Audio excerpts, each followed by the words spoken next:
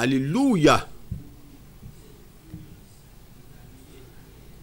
Chers amis, chers téléspectateurs, mais qui nous souviennent que Jésus-Christ, que les Grecs appelaient Christos, c'est-à-dire d'autres l'appelaient Yoshua, donc Yoshua Christos, selon les premières coutumes des Grecs, a été l'objet d'un grand complot, d'un complot qui l'aurait conduit à la condamnation. Cette condamnation, si vous êtes curieux de le savoir, de savoir la date où Jésus-Christ a été condamné, il a été condamné par le grand tribunal des Juifs. Bien sûr, il a été condamné le 14 du mois de Nissan de l'époque. Le mois de Nissan, c'est le mois d'avril. Nous sommes en avril actuellement. C'est-à-dire les jours où nous faisons souvent la Pâque. C'est pour cela. C'est-à-dire la Pâque se fait en avril de chaque année. Ben, le 14 du mois de Nissan de l'époque là correspondait effectivement à avril, et dit au 14 avril d'aujourd'hui. Voilà la réalité. Ben, Jésus-Christ a été tué. Il a été tué. Il a été victime d'un complot parce qu'on dit, toi tu dis que tu es le roi des Juifs. Est-ce que lui a dit qu'il est le roi des Juifs? Toi tu dis que tu vas détruire notre Jérusalem, notre ville séculaire, et tu vas le rebâtir en 3 jours. Mais est-ce que c'est de cette manière que lui a parlé? Ben, les complots sur la terre, c'est-à-dire, ont toujours été d'abord du cursus normal, d'abord de la corruption et du genre humain. Alléluia. Jésus-Christ a été tué innocemment. Mais est-ce que c'était si innocemment? Dieu avait prévu qu'il devait être tué pour que son sang coule. Parce que le sang est le principe la question du sang est le principe qui lie les hommes à Dieu. Parce que les hommes ont péché. Dans Genèse 3, 15, 3, 16, 3, 22, tout ça là, vous avez vu, ça dit que les hommes ont tellement péché, eux ils ont péché et qu'ils sont condamnés à mourir. Or, pour ne pas mourir là, définitivement, il faut du sang pour les sauver. Mais c'est ça. Or, ben, la question du salut. Bon, je salue au passage mes confrères spécialistes de sotériologie, c'est-à-dire la sotériologie en théologie, c'est la doctrine du salut. Et je les salue au passage, puisque cet enseignement répond d'abord au principe de la sotériologie, c'est-à-dire la doctrine qui traite des questions du salut. Alléluia. Mais les hommes doivent être sauvés à partir du principe du sang. Et c'est ça, et Christ est la dernière étape de cette expérience de Dieu vis-à-vis des hommes. C'est-à-dire que le sang du Christ, c'est ça qui doit sauver l'humanité. C'est-à-dire qu'il n'y a même plus de débat à ce niveau. C'est-à-dire plus aucun autre sang. Ben, je sais que les gens continuent de faire des sacrifices sur la terre en tuant des moutons, des bœufs, des béliers, mais ça c'est zéro. C'est-à-dire c'est le sang du Christ qui est le véritable dernier sang qui doit sauver l'humanité. Ça s'arrête là. Alors, de ce mois de Nissan, de l'année 3, d'abord de l'ère chrétienne plus précisément, c'est-à-dire la dernière alliance a été scellée définitivement entre les hommes et Dieu. Nous ne disons pas que nous on n'est pas fanatiques, ne dites pas que nous sommes fanatiques, mais c'est la réalité. Si quelqu'un ne croit pas en Jésus-Christ aujourd'hui, il est foutu. C'est-à-dire, si quelqu'un n'adopte pas, c'est-à-dire ce que nous disons, nous témoignons de Jésus-Christ, c'est que lui n'a rien compris. C'est que je défie les philosophes qui vont toujours rester. Ben écoutez, les grands philosophes ont existé. Confucius a existé, Platon a existé, Hegel a existé, Marx a existé. Mais vraiment, est-ce que leurs philosophies ont évolué en dehors d'abord de leur temps? Ben Jésus-Christ, ça dit, n'a pas été un philosophe. Mais lui a été juste une réalité de Dieu. C'est-à-dire pour d'abord se stigmatiser sur la conscience d'abord de tout le monde. les mondes passés, les mondes présents, les mondes futurs. C'est-à-dire que Jésus-Christ est le chemin, la vérité, la vie. Nous ne viendrons jamais au Père que par lui. Si nous prêchons Jésus-Christ, nous avons une folie.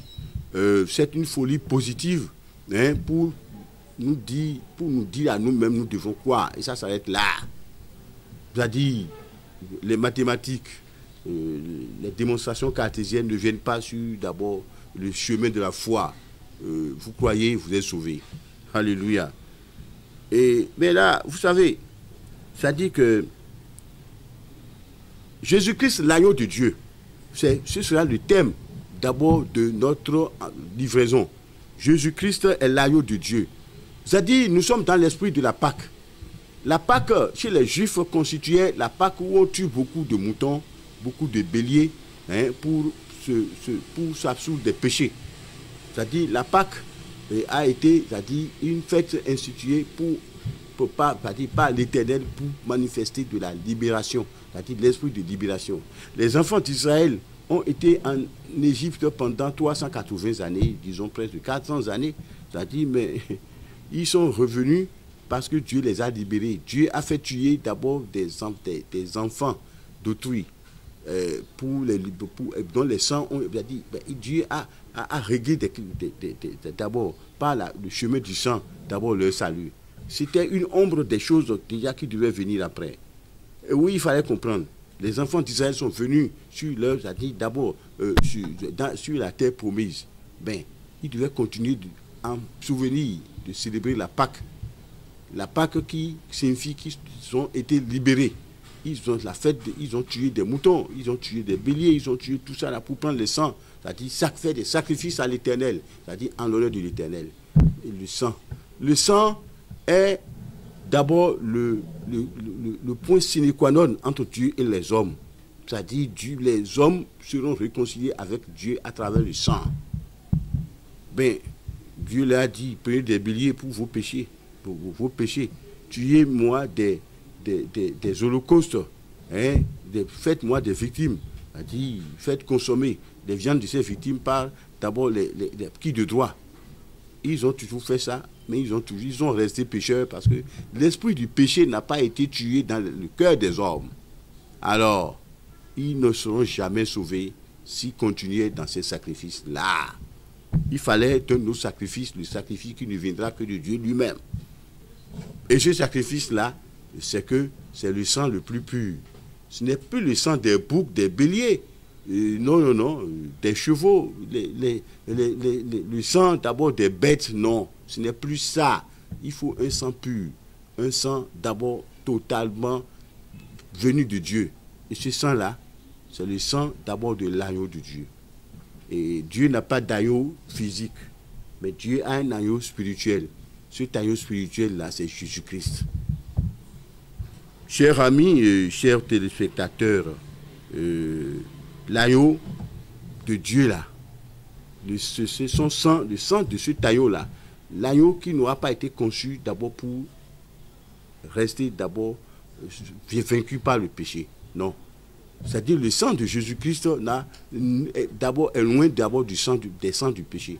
Et puis, la puissance du péché ne pourra pas aller polluer ce sang-là, le sang de l'agneau de Dieu, parce que ça vient de Dieu. Dieu est saint pour l'éternité. Donc tout ce qui vient de Dieu là constitue d'abord de la sainteté à l'extrême. Le sang de Jésus-Christ est le sang saint. Le sang sanctifié à tous les degrés d'abord les plus jamais rattrapables. Alors, Jésus-Christ est venu mourir sur la croix. Dieu a permis aux gens de Jérusalem, aux prêtres, il a permis aux Sadducéens, il a permis aux pharisiens de comploter. Oui, je voyais ce pauvre Caïphe, beau-père du souverain sacrificateur, menteur, c'est-à-dire complaisant. Tu vois, ce Ponce Pilate qui n'a pas voulu avoir la réprobation des gens du peuple, il dit, vous faites comme vous voulez, hein. Mais moi je n'ai rien trouvé de faute je n'ai pas trouvé une faute à lui reprocher. Mais faites comme vous voulez, hein. C'est-à-dire, mais il faisait de l'hypocrisie en disant, bon, est-ce que Barabbas ne devait pas être libéré ou bien lui, qu'est-ce que vous voulez? Et le peuple, quand il voyait il sentait la colère injustifiée du peuple, qui dit, non, tu es Jésus-Christ. Mais les gens ne savaient pas que tu es Jésus-Christ qui disait là. Ça dit, rentrer dans le plan même de Dieu, parce que Dieu lui voulait tuer son propre agneau pour pouvoir sauver d'abord l'humanité. C'était ça. Oui, les amis de la Pâque, comprenez les choses comme ça. La Pâque d'abord des hommes, c'est différent de la Pâque de Dieu. Jésus-Christ signifie la Pâque même de Dieu. Et puis là, vous fêtez à la Pâque. Le jour de la Pâque, je vois les chrétiens rentrer dans toutes les impuretés, les insanités du monde. Ils sont là dans la beuverie, ils sont là dans l'adultère, ils sont là dans les inconduites. Et puis c'est ça votre Pâque. C'est comme ça vous voulez signifier que Christ est venu comme un agneau pour mourir pour vous là. Ça dit que c'est les occasions du péché. La Pâque est en train de soulever, d'être célébrée par des chrétiens dans des boîtes de nuit. La Pâque est en train d'être célébrée. Aujourd'hui, il n'y a pas que les chrétiens qui s'est fait la Pâque. Hein. Les religions endogènes commencent par fêter la Pâque, c'est-à-dire à leur manière, en tuant des béliers, en faisant des sacrifices. Et c'est la votre Pâque, ça. Alléluia. Ben, mon peuple meurt faute de connaissance. Mon peuple périt faute de connaissance. C'est à croire que les chrétiens ne connaissent plus rien d'abord de la réalité de la Pâque. La Pâque, c'est la fête de l'alliance entre Dieu, la dernière alliance. La Pâque d'aujourd'hui, c'est la dernière alliance entre Dieu et les hommes. Si vous voulez parler de Pâque là, vous revenez en vous-même, vous vous dépouillez d'abord de votre vieil homme, vous devenez pur et à la limite pure, à la lumière d'abord de l'agneau de Dieu venu ôter vos péchés. Cet agneau de Dieu, c'est Jésus-Christ. Mais Jésus-Christ est venu dans ce monde et il n'a jamais été compris même par les hommes. Il était venu, on dit, c'est le fils de Marie là, non? Lui, il ne peut pas dire qu'il est notre Seigneur. C'est ce que les gens ont dit, non? C'est-à-dire, on dit, bon, hein, c'est pas le fils de Joseph. Quand est-ce que lui, il est devenu fils de Dieu? Mais, on dit, mais Jésus-Christ, c'est-à-dire, mais lui, il n'est pas de la haute classe. Comment il peut dire quel roi il est? Voilà. Et c'est les mêmes subitement qui, aujourd'hui, commencent par dire, bon, Jésus-Christ, fils de Dieu, roi des rois. Jésus-Christ est le roi des rois, le fils de Dieu. C'est-à-dire, c'est indéniable. Il a démontré. Et lorsqu'il était sur la croix, ben, il a parlé en autorité spirituelle. Il dit, mais pardonne-leur, ils ne savent pas ce qu'ils font. Parce qu'il a dit, il a ignoré même. Il dit, non, moi j'ignore les péchés du monde. Le monde a trop péché, mais j'ignore ces péchés-là. Je règle le problème des péchés. C'est ce qu'il veut dire. Jésus-Christ sur la croix. C'est-à-dire que l'agneau a été tué finalement. Chacun cherchait à ce que ces péchés soient absous. Mais Jésus-Christ est venu régler cette question-là à travers la croix. Tous les chrétiens sont unanimes pour savoir que Jésus-Christ est allé sur la croix. Mais qu'est-ce que la croix signifie pour vous qui m'écoutez? D'autres portent la croix au cou pour montrer qu'ils sont chrétiens. D'autres mettent la croix dans leurs églises pour montrer que oui, ils sont chrétiens. Je ne refuse pas ça, hein. Moi, je ne condamne pas non plus. Mais la croix intérieure de Jésus-Christ est dans le cœur des hommes, de l'homme. Là, cette croix-là est dans le cœur même de l'homme. Ici, la croix était extérieure à vous, c'est pas la peine. Ben, vous savez, ben, dans la doctrine, sur le chemin de la doctrine, c'est-à-dire Paul devait enseigner, il disait non, mais que la prédication de la croix est une folie pour les impies. Mais vous ne comprendrez rien lorsque moi je suis en train de parler de la croix. La croix dont je parle, la croix de Jésus-Christ là, la croix d'abord qui constitue le chemin par lequel vous devez passer pour être sauvé. C'est de cette croix que moi je parle. Je ne parle pas des croix ornementales, les croix de démonstration. Non, non, non, non. Mais la véritable croix de Jésus-Christ là, c'est-à-dire cette croix là, à Golgotha, a signifié une croix véritable, une croix qui constitue le dernier carrefour d'abord par lequel toute l'humanité passerait pour être sauvée. La croix de Golgotha. C'est différent des croix du monde. Évidemment, nos vies physiques et spirituelles ont été tellement peintes la réalité de Jésus-Christ aujourd'hui, personne ne dira qu'il ne connaît pas Jésus-Christ, qu'il n'entend pas le nom de Jésus-Christ. Mais qu'est-ce que les hommes font de Jésus-Christ sur la terre? Bon, certains ont pensé que Jésus-Christ est un fonds de commerce, on peut en vivre. Bon, ça c'est eux, ça. Certains ont pensé que Jésus-Christ est la clé des solutions. Oui, oui, c'est bon, c'est la solution. Les véritables solutions sont différentes des solutions que les hommes trouvent en Jésus-Christ. Bon, Jésus-Christ, guéris-moi. Jésus-Christ, c'est-à-dire, donne-moi de la paix. Jésus-Christ, mes soucis là sont nombreux, guéris-moi. Ce n'est pas ça. Jésus-Christ, c'est la porte du ciel. C'est-à-dire que si vous ne passez pas par le vrai Jésus-Christ, d'abord sauveur, c'est-à-dire allez sur la croix comme l'agneau de Dieu, vous ne serez jamais sauvé. Alléluia. Que Dieu vous bénisse. Moi, je prêche comme ça. Je prêche comme ça parce que je ne peux que prêcher comme ça. Parce que je suis un objet de Dieu.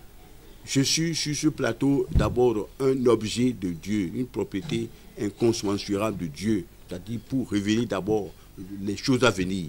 D'abord, les jours futurs seront difficiles pour les chrétiens qui ne sont pas dans la croix de Jésus-Christ.